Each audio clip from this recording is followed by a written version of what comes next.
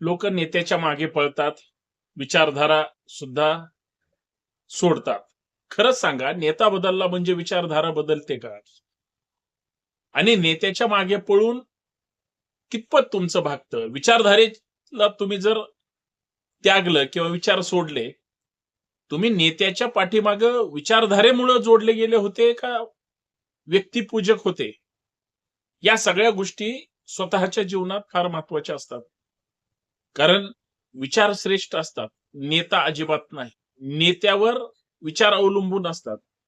कारण नेता सोयीनं विचारधारा बदलत असतो. दल बदलला की विचार बदलतात. पण विचार बदलण्यासाठी तुम्ही जर तयार असाल, तर ती तुमची चूक आहे का, हे एकदा शोधलं पाहिजे, असं मला वाटतं. विचारधाराच ग्रेट असते.